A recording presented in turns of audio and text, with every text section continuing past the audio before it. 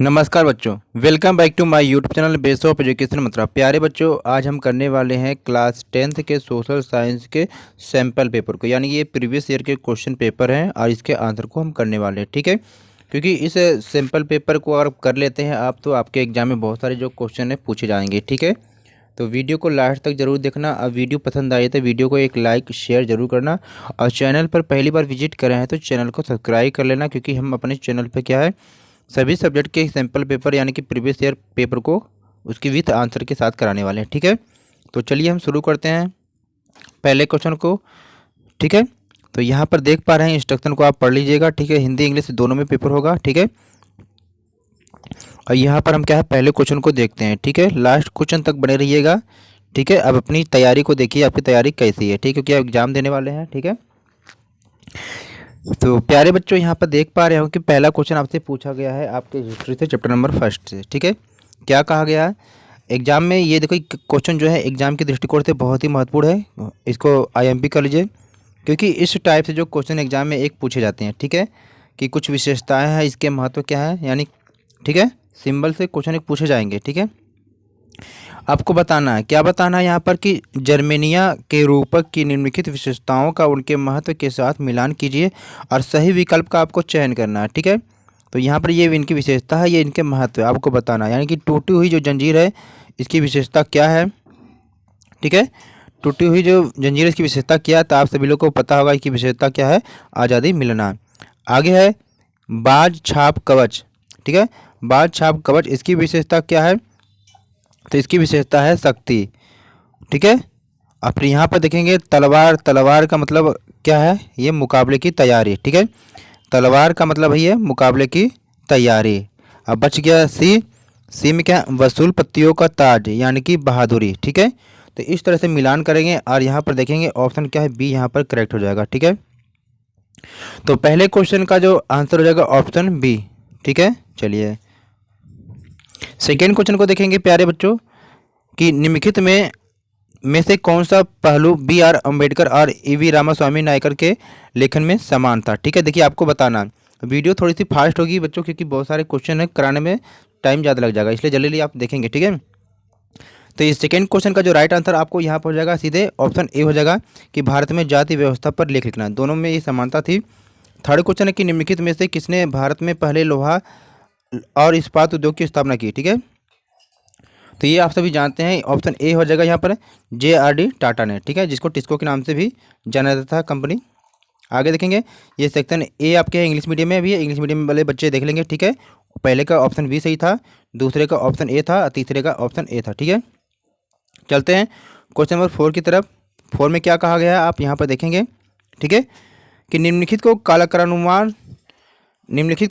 कालानुक्रमिक क्रम में व्यवस्थित कीजिए और सही विकल्प का चयन कीजिए। ठीक है, आपको बताना है। ठीक है, तो आपको यहाँ पर बताना है, क्रम से आपको लगाना है कि ब्रेडन वुड्स सम्मेलन में अंतर्राष्ट्रीय मुद्रा कोष की स्थापना, केंद्रीय शक्तियों और मित्र राष्ट्रों के बीच द्वितीय विश्व युद्ध छिड़ा, कार निर्माता हेनरी फोर्ड ने उत्पादन के लिए असेंबली लाइन पद्धति को अपनाया, पश्चिमी अर्थव्यवस्थाओं के खुद को G77 समूह के रूप में संगठित किया। तो यहाँ पर आपको क्या हो जाएगा, जब आंसर देखेंगे तो ऑप्शन ए यहाँ पर करेक्ट हो जाएगा, यानी कि पहले आपको क्या करना है।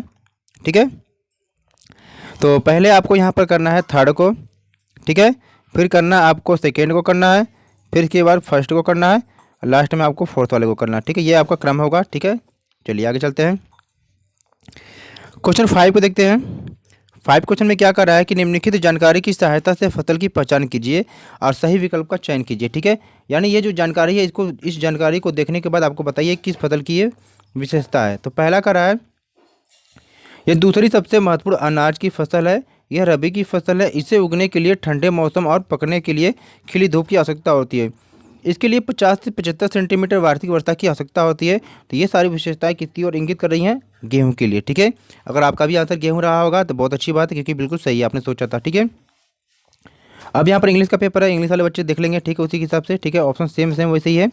और क्वेश्चन नंबर 6 को देखेंगे। ठीक है, क्या कह रहा है कि निम्नलिखित राज्यों में से किसमें तुंगभद्रा बांध स्थित है। देखिए, आपको तुंगभद्रा बांध को आपको बताना कि कहाँ पर स्थित है। ठीक है, तो ये तुंगभद्रा जो है बांध कहाँ पर स्थित है, कर्नाटक राज्य में स्थित है, यानी कि ऑप्शन डी यहाँ पर सही हो जाएगा। ठीक है, 7 क्वेश्चन क्या कर रहा है, निम्नलिखित में से कौन सा युग्म सुमिलित है, यानी जो मिलान है आपको बताना कि कौन सा मिलान आपका सुमिलित है। तो यहाँ पर जो ऑप्शन ए यहाँ पर सही जगह, यानी कि जलोढ़ मृदा का जो निर्माण है ये गंगा का मैदान है, ठीक है, ये जलोढ़ मृदा गंगा का मैदान, ठीक है। चलिए आगे चलते हैं क्वेश्चन नंबर 8 की तरफ। क्वेश्चन 8 यहाँ पर क्या करा कि निम्नलिखित देशों में से किसकी जन्म के समय संभावित आयु सर्वाधिक है। आपको बताना है कि निम्नलिखित देशों में से किसकी जो है जन्म के समय संभावित आयु जो है सर्वाधिक है। क्वेश्चन नंबर 8 है, तो इसका जो राइट आंसर ऑप्शन बी है, ठीक है, बांग्लादेश, ठीक है। क्वेश्चन 9 को देखेंगे कि निम्नलिखित संस्थाओं में से कौन सा भारत में रोजगार संबंधी आंकड़े उपलब्ध कराता है। आपको बताना है कि भारत में रोजगार संबंधी जो आंकड़े वो उपलब्ध कौन कराता है, ठीक है। तो आपने जब पढ़ा होगा तो इसका आंसर आपको पता हो गया होगा कि राष्ट्रीय सांख्यिकी कार्यालय, ठीक है। चलिए अब ये इंग्लिश के पेपर देखेंगे इंग्लिश वाले बच्चे, ठीक है। हिंदी को हम देखते हैं यहाँ पर। क्वेश्चन 10 से देखते हैं कि निम्नलिखित में से कौन सा बहुराष्ट्रीय कंपनी के लिए एक प्रमुख लाभ है जब वह एक स्थानीय कंपनी के साथ संयुक्त उत्पादन पर काम करती है। आपको बताना है क्वेश्चन नंबर 10 का राइट आंसर क्या होने वाला है। तो इसका आंसर ऑप्शन बी हो जाएगा कि बहुराष्ट्रीय कंपनी उत्पादन के सभी मानदंडों और कीमत तय करती है, ठीक है। क्वेश्चन 11 को देखते हैं कि निम्नलिखित में से कौन सा जोड़ा सुमिलित है, ठीक है, कौन सा जोड़ा सुमिलित है आपको ये बताना है। तो आप सभी जानते हैं कि जो प्राथमिक जो क्षेत्रक है इसमें क्या मछुआरा भी आता है, ठीक है। तो ऑप्शन ये एक करेक्ट हो जाएगा, ठीक है। चलिए क्वेश्चन 12 को देखते हैं, ठीक है, कि मान लीजिए कि एक क्षेत्र में 4 परिवार हैं और इनकी मासिक आय जो है 10,000, 20,000, 30,000, 40,000 है। तो क्षेत्र की औसत आय कितनी होगी, निम्नलिखित में से आपको विकल्प चुनकर बताना है, ठीक है। तो अब देखिए इसकी जो औसत आय जब निकालेंगे तो हो जाएगा 25,000, ठीक है, यानी ऑप्शन ए यहाँ पर सही हो जाएगा, ठीक है। चलिए आगे चलते हैं। इंग्लिश वाले बच्चे पेपर को देख लेंगे अपना, ठीक है। अब यहाँ पर 13 क्वेश्चन को देखते हैं। 13 क्या करा कि कांता एक कार्यालय में काम करती है, वह नियमित रूप से महीने के अंत में वेतन प्राप्त करती है। वेतन के अलावा उसे सरकार द्वारा निर्धारित नियमों के अनुसार सुविधाएं मिलती है, ठीक है। कांता निम्नलिखित में से किस क्षेत्र में काम करती है। तो प्यारे बच्चों ये देखिए जो इस टाइप से जो क्वेश्चन है एग्जाम में पूछा जाएगा, ठीक है। ऐसे ही कोई कथन दे दिया जाएगा, आपको बताया जाएगा यह किस संगठन के अंतर्गत आती है, ठीक है। तो अगर आपने सही तरीके से पढ़ा होगा, ये अर्थशास्त्र के क्वेश्चन है, ठीक है, तो आपको पता चल जाएगा। तो ये क्या है, संगठित क्षेत्र के अंतर्गत आता है, यानी कि ऑप्शन ए यहाँ पर सही हो जाएगा, ठीक है। 14 क्वेश्चन यहाँ पर कह रहा है कि निम्नलिखित में से कौन सा ऋण का औपचारिक स्रोत है। देखिए ये अर्थशास्त्र के चैप्टर 3 का एक क्वेश्चन है। औपचारिक अनौपचारिक जो स्रोत है इसको भी पढ़ के जरूर जाइएगा, ठीक है। क्वेश्चन नंबर 14 का राइट आंसर ऑप्शन ए यहाँ पर हो जाएगा, सॉरी ऑप्शन डी यहाँ पर राइट आंसर हो जाएगा, क्योंकि आप सभी जानते हैं कि औपचारिक जो स्रोत की जो एग्जाम्पल यहाँ पर आपके मिलते हैं, तो यहाँ पर होता है क्या होता है कि बैंक आता है यहाँ पर, ठीक है,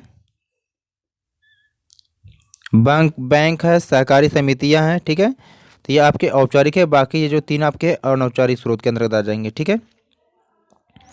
क्वेश्चन 15 को देखेंगे आप कि सत्ता के बंटवारे पर निम्नलिखित कथनों पर विचार कीजिए और सही विकल्प का आपको चयन करना है, ठीक है। तो सही विकल्प का आपको चयन करना है यहाँ पर। तो यह करा कि यह लोकतंत्र को मजबूत करता है, बिल्कुल सही है। दूसरा करा यह सामाजिक समूहों के बीच संघर्ष को कम करता है, ये भी सत्य है। तीसरा करा कि यह राजनीतिक स्थिति को सुनिश्चित करता है, ये भी सही है। यह दलों के बीच सामाजिक आर्थिक संघर्ष लाता है, ये बिल्कुल यहाँ पर ये गलत है, ठीक है। तो यहाँ पर 1, 2, 3 ऑप्शन सही हो जाएगा, यानी कि ए विकल्प सही हो जाएगा, ठीक है। 15 का ए, ठीक है। इंग्लिश वाले बच्चे इसी तरह से अपने पेपर को कर लेंगे सही से, ठीक है। चलिए आगे देखते हैं।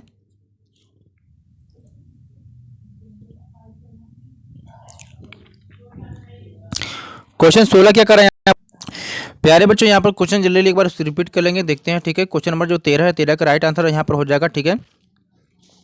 क्वेश्चन 13 का राइट आंसर ऑप्शन ए हो जाएगा संगठित क्षेत्र का। क्वेश्चन नंबर जो 14 है इसका राइट आंसर हो जाएगा आपको ऑप्शन डी सहकारी समितियाँ, ठीक है। क्वेश्चन को आप देख लेंगे, ठीक है।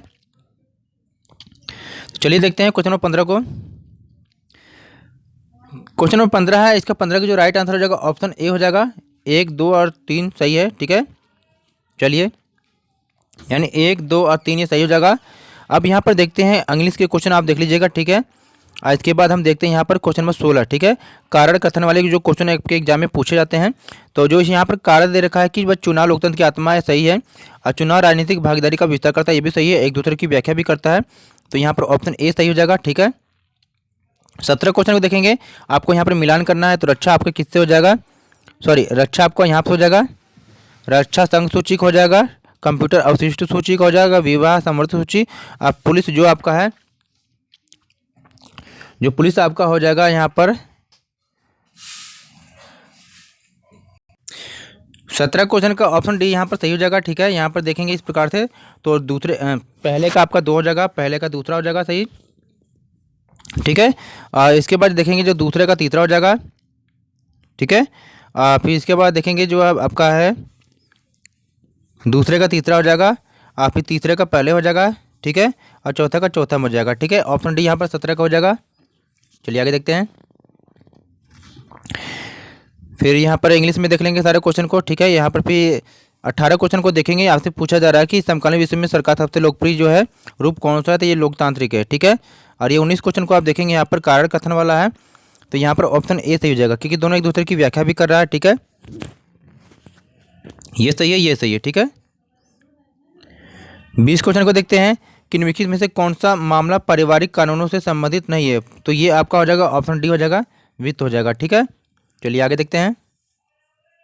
प्यारे बच्चों यहाँ पर देखेंगे, फास्ट चलेंगे। सेकंड क्वेश्चन आप देखेंगे, खंड ख में आपसे क्या पूछा जाएगा यहाँ पर, ठीक है। अति लघुत्तरी के प्रश्न आपके हैं, 2 नंबर वाले हैं, ठीक है।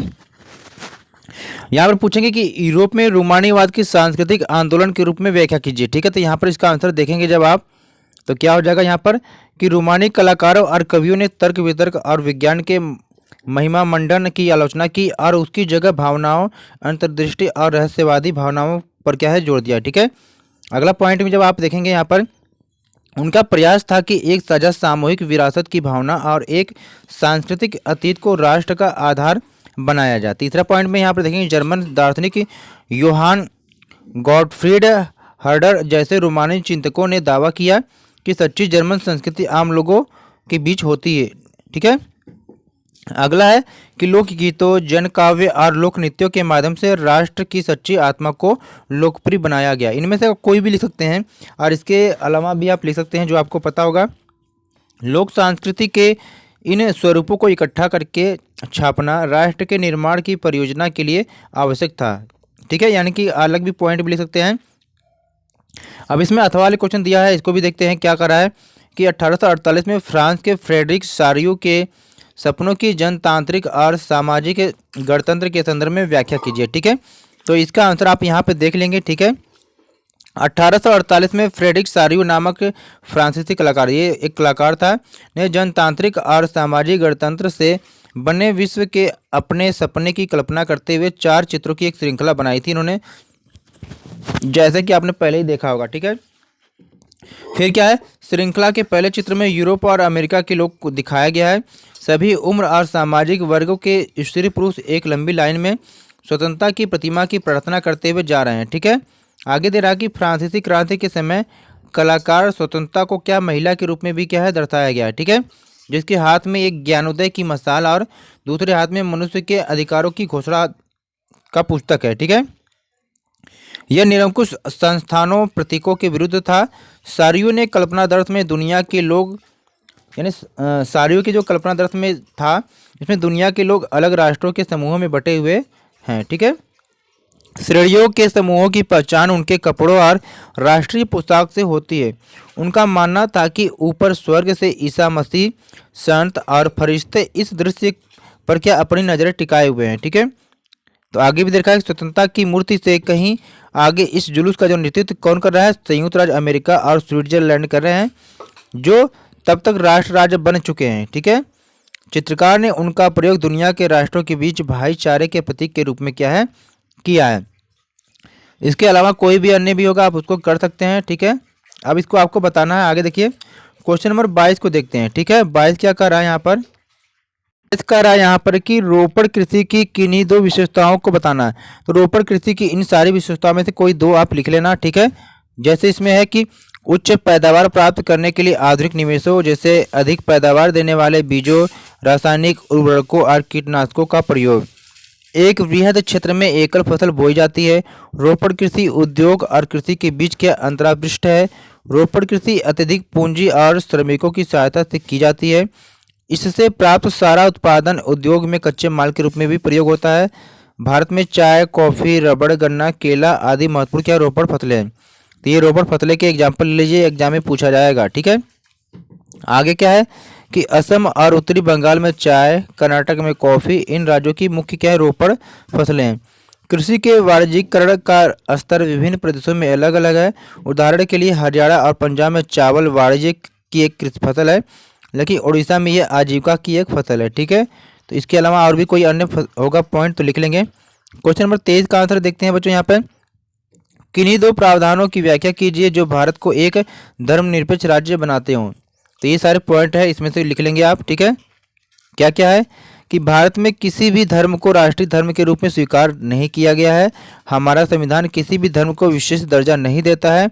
संविधान सभी नागरिकों और समुदायों को किसी भी धर्म का पालन करने और प्रचार करने की आज़ादी देता है।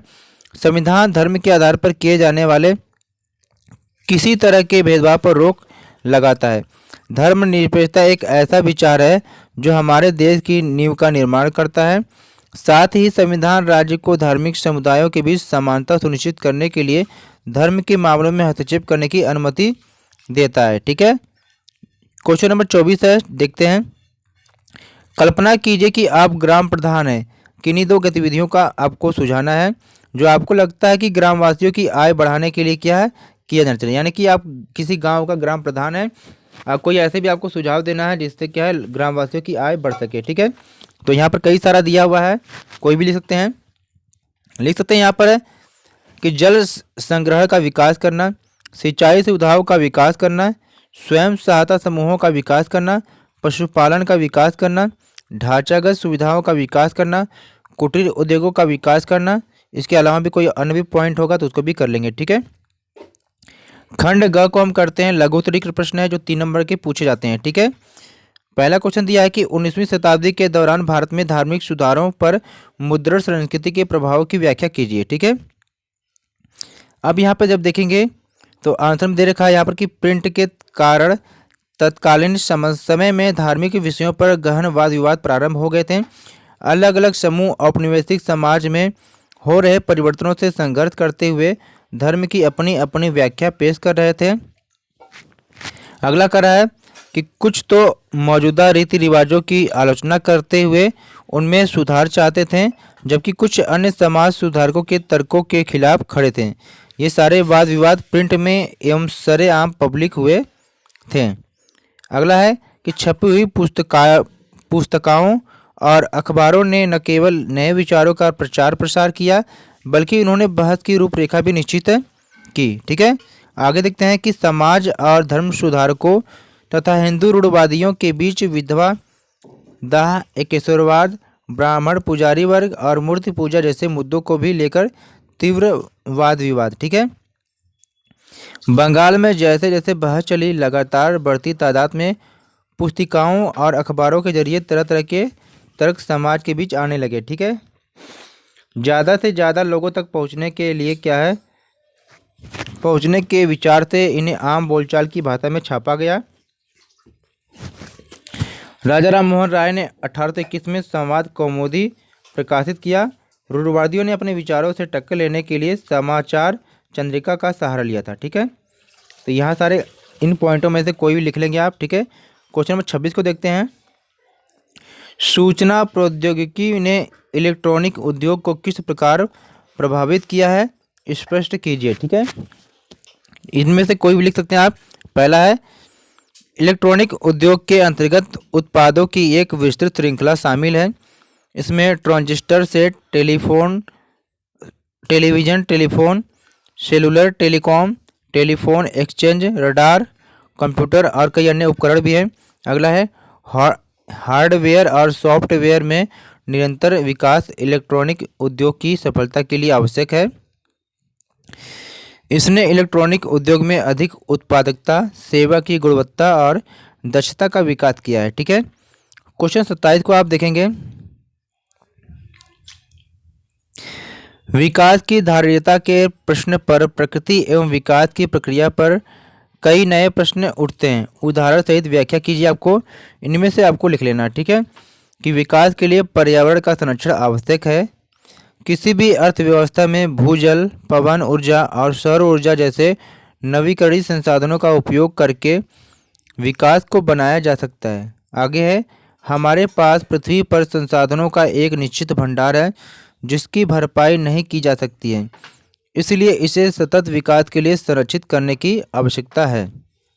आगे देखेंगे, संसाधनों का संरक्षण राष्ट्र विशेष का मुद्दा नहीं है। हमारा भविष्य संसाधनों के सतत संरक्षण से जुड़ा हुआ है, ठीक है। चलिए आगे देखते हैं।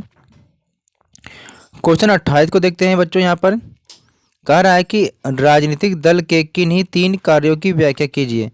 राजनीतिक दल के किन्हीं 3 कार्यों की व्याख्या कीजिए। इन कार्यों में से कोई भी 3 लिख सकते हैं आप एग्जाम में, ठीक है। तो यहाँ पर कई दे रखा है कि पहला है कि दल चुनाव लड़ते हैं, दल अलग अलग नीतियों और कार्यक्रम पेश करते हैं, देश के कानून बनाने में दल की महत्वपूर्ण भूमिका होती है, दल सरकारें बनाते हैं और चलाते हैं, चुनाव हारने वाले दल विपक्ष बनाते हैं, दल जनमत निर्माण में महत्वपूर्ण भूमिका निभाते हैं, दल ही सरकारी मशीनरी और सरकार द्वारा चलाए जाने वाले कल्याण कार्यक्रमों तक लोगों की पहुंच बनाते हैं, ठीक है। क्वेश्चन 29 का आंसर देखते हैं। क्वेश्चन देखते हैं कि भारतीय रिजर्व बैंक के किन्हीं 3 कार्यों को स्पष्ट कीजिए।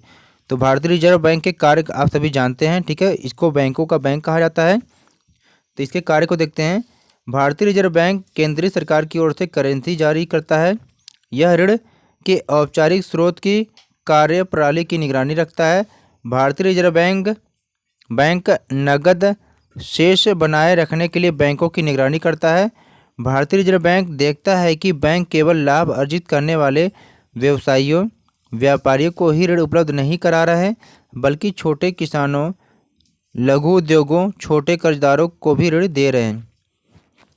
यानी बैंक क्या है, छोटे बैंकों पर निगरानी रखता है रिजर्व बैंक कि वह जो ऋण जो दे रहे हैं सबको एक समान दे रहे हैं या केवल व्यापारी या बड़े लोगों को दे रहे हैं।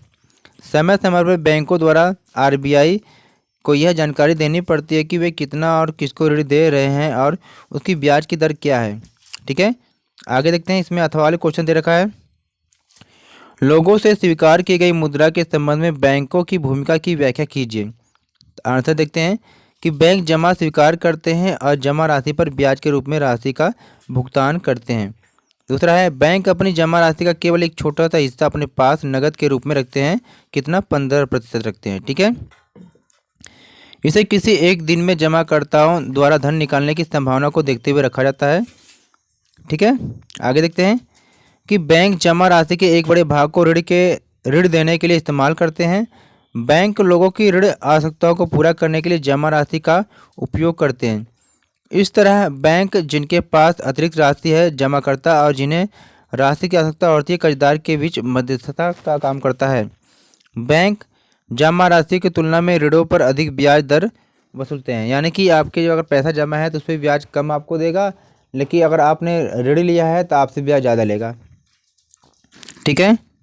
कर्जदारों से लिया गया ब्याज और जमाकर्ताओं को दिए गए ब्याज का अंतर बैंकों की आय का मुख्य साधन है। आगे देखते हैं। ये 5 नंबर के क्वेश्चन है, ठीक है। दीर्घ उत्तरी है कि भारत की आर्थिक और राजनीतिक स्थिति पर प्रथम विश्व युद्ध के प्रभाव का विश्लेषण कीजिए, ठीक है। भारत की आर्थिक और राजनीतिक स्थिति पर प्रथम विश्व युद्ध के प्रभाव, ठीक है। आंसर देखते हैं। विश्व युद्ध ने एक नई आर्थिक और राजनीतिक स्थिति पैदा कर दी। इसके कारण रक्षा व्यय में भारी वृद्धि हुई। इस खर्चे की भरपाई करने के लिए युद्ध के नाम पर कर्जे लिए गए और करों में वृद्धि की गई। सीमा शुल्क बढ़ा दिया गया और आयकर शुरू किया गया। आगे है, युद्ध के दौरान कीमतें तेजी से बढ़ रही थी और दोगुनी हो गई, जिसके कारण आम लोगों की मुश्किलें बढ़ गई थी। गांव में सिपाहियों का जबरन भर्ती किया गया, जिसके कारण ग्रामीण इलाकों में व्यापक गुस्सा था। देश के बहुत सारे हिस्सों में फसल खराब हो गई, जिसके कारण खाद्य पदार्थों का भारी अभाव हो गया, ठीक है। आगे, उसी समय फ्लू की महामारी फैल गई। दुर्भिक्ष और महामारी के कारण लाखों लोग मारे गए। कोई अन्य कारण भी आप लिख लेंगे, ठीक है। यह है अथवा वाले क्वेश्चन है। इसमें कि 19वीं सदी के आखिर में भारत में राष्ट्रवाद के विकास में लोक कथाओं और प्रतीकों की भूमिका का विश्लेषण कीजिए। आंसर देखेंगे, राष्ट्रवाद का विचार भारतीय लोक कथाओं और चिन्हों एवं प्रतीकों के द्वारा भी मजबूत हुआ। राष्ट्रवादियों ने भाटों और चारणों द्वारा गाई सुनाई जाने वाली लोक कथाओं को दर्ज करना शुरू कर दिया। उनका विचार था कि अपनी राष्ट्रीय पहचान को ढूंढने और अपने अतीत में गौरव का भाव पैदा करने के लिए इस लोक परंपरा को बचाकर रखना जरूरी था। आगे है कि बंगाल में स्वयं रविंद्रनाथ टैगोर लोक गाथा गीत, बाल गीत और मिथकों को इकट्ठा करने निकल पड़े। उन्होंने लोक परंपराओं को पुनर्जीवित करने वाले आंदोलन का नेतृत्व किया। मद्रास में नटेशर शास्त्री ने the folklores of southern India के नाम से तमिल लोक कथाओं का विशाल संकलन 4 खंडों में प्रकाशित किया। राष्ट्रवादी नेता लोगों को एकजुट करने और उनमें राष्ट्रवाद की भावना भरने के लिए चिन्हों और प्रतीकों पर बल दिया। ठीक है। बंगाल में स्वदेशी आंदोलन के समय तक तिरंगा झंडा हरा, पीला, लाल तैयार किया गया। इसमें ब्रिटिश भारत के 8 प्रांतों का प्रतिनिधित्व करते कमल के 8 फूलों और हिंदुओं व मुसलमानों का प्रतिनिधित्व करता एक अर्धचंद्र बनाया गया था, दर्शाया गया। ठीक है।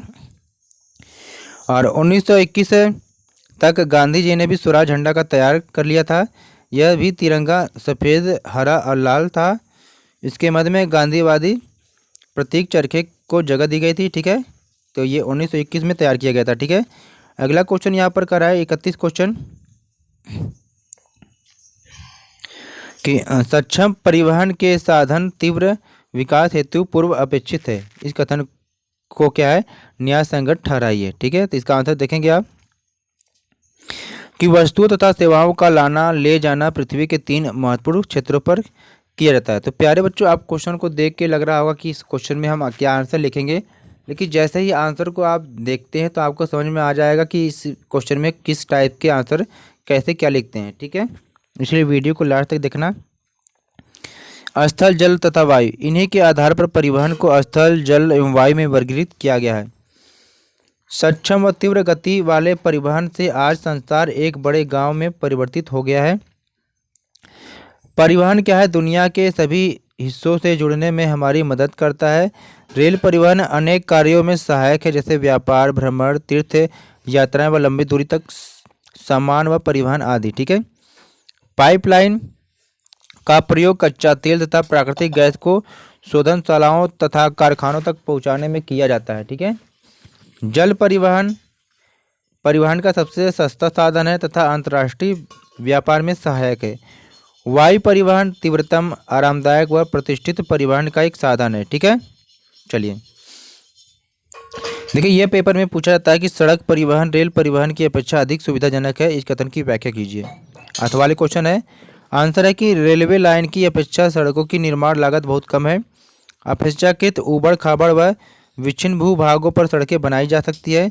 अधिक ढाल प्रवणता तथा पहाड़ी क्षेत्रों में भी सड़कें निर्मित की जा सकती है।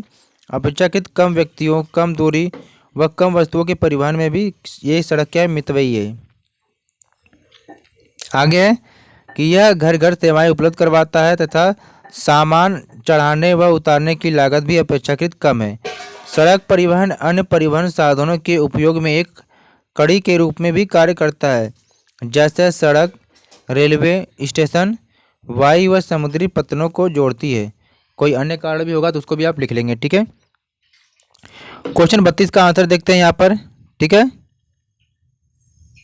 क्वेश्चन 33 को देखते हैं, 33 वाले को, कि भारत में वैश्वीकरण के प्रभाव का विश्लेषण कीजिए। ठीक है। तो इसके आंसर को आप यहाँ पे देख लेंगे, क्योंकि अगर पढ़ेंगे तो वीडियो बहुत लंबी हो जाएगी। ठीक है। वीडियो को पॉज करके इसका आंसर आप जरूर पढ़ लेंगे। ठीक है। आगे देखते हैं। तो प्यारे बच्चों, ये आंसर को आप देख लेंगे। ठीक है। वीडियो को पॉज करके। ठीक है। अगले क्वेश्चन को देखते हैं सीधे। अथवा वाले क्वेश्चन दे रखा कि वैश्वीकरण की क्या है, निष्पक्ष बनाने के तरीकों का विश्लेषण कीजिए। ठीक है। इसके भी आंसर आप देख लेंगे। यहाँ पर बहुत सारे पॉइंट लिखा हुआ है, इनमें से कोई 2-3 पॉइंट आपको जो भी लिखना होगा 4-5 लिख लेंगे। ठीक है। वीडियो को पॉज करके इसका आंसर जरूर देख लेंगे। ठीक है। आगे देखते हैं क्वेश्चन को।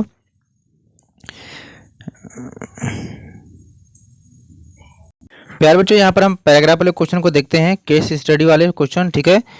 यहाँ पर क्या है, वस्तुओं के लिए बाजार। इस पैराग्राफ को आप पढ़ लेंगे। ठीक है। अच्छे से पैराग्राफ को पढ़ लेंगे। इसके बाद जो क्वेश्चन दिया गया इसको क्वेश्चन को हम करते हैं, ठीक है। ये पहला क्वेश्चन है, दूसरा क्वेश्चन, तीसरा क्वेश्चन, इस सारे क्वेश्चन को देखते हैं हम, ठीक है।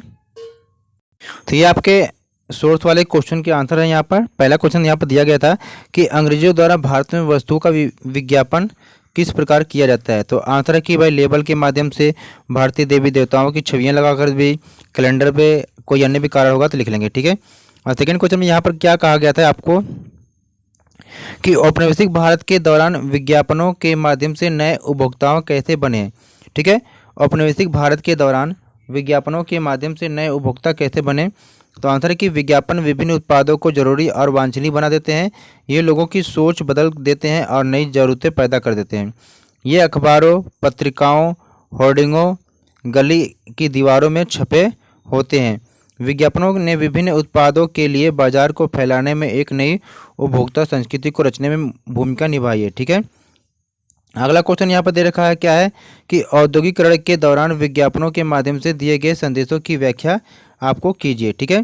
तो पहला है उत्पादन की जगह, परिचय, गुणवत्ता का प्रतीक, स्वदेशी खरीदना, कोई अन्य भी कारण होगा तो यहाँ पर देख लेंगे, ठीक है। आगे देखते हैं दूसरे पैराग्राफ के क्वेश्चन को। आप देखेंगे ये कहाँ से था, ऊर्जा संसाधनों का संरक्षण पे था। ये सारे पैराग्राफ को पढ़ लेंगे हम, इसके बाद इसके क्वेश्चन को हम करेंगे, ठीक है। क्वेश्चन यहाँ नीचे दे रखा है, ठीक है, कि सतत पोषणीय ऊर्जा सतत विकास की कुंजी है। पूरे भारत में ऊर्जा की खपत क्यों बढ़ी है, ये क्वेश्चन। इसके बाद ये भी पैराग्राफ को देख लेंगे, अगला 36 वाला, दोनों को हम कर लेंगे, ठीक है। ये 36 क्वेश्चन का पैराग्राफ है, ठीक है। इसके भी आंसर हम लगे हाथ कर लेंगे, ठीक है। यहाँ पर 35 क्वेश्चन का आंसर हम देखेंगे, ठीक है। क्या करा कि सतत पोषणीय ऊर्जा सतत विकास की कुंजी क्यों है। आंसर देखेंगे कि आर्थिक विकास के लिए ऊर्जा एक आधारभूत आवश्यकता है। राष्ट्रीय अर्थव्यवस्था के प्रत्येक सेक्टर यानी कृषि, उद्योग, परिवहन, वाणिज्य व घरेलू आवश्यकताओं की पूर्ति के लिए ऊर्जा के निवेश की आवश्यकता है। अगला है कि भविष्य का निर्वाह सभी क्षेत्रों में ऊर्जा के संरक्षण पर निर्भर करता है। इसके अलावा कोई अन्य भी कारण होगा तो भी आप लिख लेंगे, ठीक है। सेकेंड क्वेश्चन कर रहा है कि भारत में ऊर्जा की खपत क्यों बढ़ रही है। तो इसका आंसर है कि भारत दुनिया का तीसरा सबसे बड़ा ऊर्जा उपभोक्ता देश है। बढ़ती आय और जीवन स्तर में सुधार के लिए, आर्थिक विकास, बढ़ती जनसंख्या और तकनीकी विकास, कोई अन्य कारण होगा तो भी लिख देंगे। 35 क्वेश्चन का आंसर है कि ऊर्जा की बचत ही ऊर्जा का उत्पादन है, यानी ऊर्जा को बचाएंगे तो ऊर्जा का उत्पादन ही है। नवीकरणीय ऊर्जा का उपयोग करना है, ऊर्जा सुरक्षा में सुधार करना है, ऊर्जा तक पहुँच में सुधार, सस्ती, विश्वसनीय, धारणीय और आधुनिक ऊर्जा तक पहुँच सुनिश्चित करना, मितव्ययता, पुनः उपयोग और पुनर्चक्रण करना, ठीक है। ये 36 क्वेश्चन के आंसर थे यहाँ पर, ठीक है। कि भारत में विकेंद्रीकरण क्या था। पहला क्वेश्चन था इसमें कि लोकतंत्र में विकेंद्रीकरण को स्पष्ट कीजिए। जब केंद्र और राज्य सरकार से शक्तियाँ लेकर स्थानीय सरकारों को दे देती है या दे दी जाती है तो इसे विकेंद्रीकरण कहते हैं, ठीक है। कोई अन्य भी कारण होगा तो लिख लेंगे आप। लोकतंत्र में स्थानीय स्वशासन के महत्व को स्पष्ट कीजिए। तो आंसर है कि अनेक मुद्दों और समस्याओं का निपटारा स्थानीय स्तर पर बढ़िया ढंग से हो सकता है। पैसे खर्च करने और चीज़ों को अधिक कुशलता से उपयोग करने के बारे में लोगों के पास बेहतर विचार होते हैं, ठीक है। यह है लोग क्या निर्णय की प्रक्रिया में भी भाग लेते हैं। 36 क्वेश्चन है कि विकेंद्रीकरण के लिए भारत सरकार द्वारा उठाए गए किन्हीं दो उपायों के बारे में बताइए। तो पहला है कि गांव में पंचायतें और नगरीय क्षेत्रों में नगर पालिकाएँ स्थापित की गई है। पंचायतों और नगर पालिकाओं को अधिकार दिए गए हैं। 73वां और 74वां संविधान संशोधन है, ठीक है। अब प्यारे बच्चों, अब यहाँ पर हम करने वाले हैं मानचित्र के क्वेश्चन को, ठीक है। मानचित्र क्वेश्चन में क्या पूछा गया है कि 37A में कहा गया कि भारत के राजनीतिक रेखा मानचित्र पर 2 स्थानों को आपको दिखाना है, ए और बी है, ठीक है। तो ए क्या करा कि वह स्थान जहाँ भारतीय राष्ट्रीय कांग्रेस का अधिवेशन हुआ था 1920 में सितंबर में, तो सितंबर में कहाँ हुआ था, कोलकाता में हुआ था। दूसरा करा कि वह स्थान जहाँ महात्मा गांधी ने नमक कानून तोड़ा था उसको बताना है, ठीक है, दांडी में किया था। और 37B का क्या कर रहा है, 37B में क्या कर रहा है, यहाँ पर ध्यान देंगे क्या करना है कि भारत की रेखा मानचित्र इनमें से 3 को आपको चिन्हित करना है। हीराकुंड बांध कहाँ पर है, तारापुर परमाणु संयंत्र कहाँ पर है, पुणे सॉफ्टवेयर टेक्नोलॉजी पार्क कहाँ पर है, पाराद्वीप समुद्री पत्तन कहाँ पर है। तो चलिए देखते हैं आंसर इसके। तो प्यारे दोस्तों, यहाँ पर देखेंगे भारत के मानचित्र पर जहाँ पर ए दिखाया गया वहाँ पर कोलकाता कर लेंगे, क्योंकि यहाँ पर जो कांग्रेस का अधिवेशन हुआ था सितंबर 1920 में हुआ था। ठीक है। ये बी में यहाँ पर दांडी कर लेंगे, जहाँ पर नमक सत्याग्रह के लिए। ठीक है। और बाकी यहाँ पर ये देखिए पारादीप आपके उड़ीसा में है। ठीक है। और फिर ये आपका क्या है, ये आपका हीराकुंड बांध आपका है उड़ीसा में ही है। आगे देखेंगे ये पुणे आपको यहाँ पर कर दिया जाएगा। ठीक है। और फिर यहाँ पर तारापुरी है। ठीक है। तो इस तरीके से हमने सोशल साइंस के प्रैक्टिस सेट यानी प्रीवियस ईयर क्वेश्चन पेपर को हमने विथ आंसर के साथ कंप्लीट किया, जिससे आपके एग्ज़ाम में काफ़ी हेल्पफुल मिलेगा। कमेंट करके ज़रूर बताना कि ये वीडियो कैसी लगी। और भी अगर सैम्पल पेपर या प्रैक्टिस सेट आपको चाहिए तो कमेंट करके ज़रूर बताएंगे। और हाँ, जितने लोग देख रहे हैं वीडियो को लाइक ज़रूर कर दीजिएगा, जिससे हम आपके सारे सैम्पल पेपर को करा दें। और भी ठीक है, जितने व्यू उतने लाइक होना चाहिए, तभी आपको और सारे सैम्पल पेपर विथ आंसर के साथ कराया जाएगा। Thanks for watching. वीडियो को लाइक शेयर और चैनल को सब्सक्राइब कर लेंगे।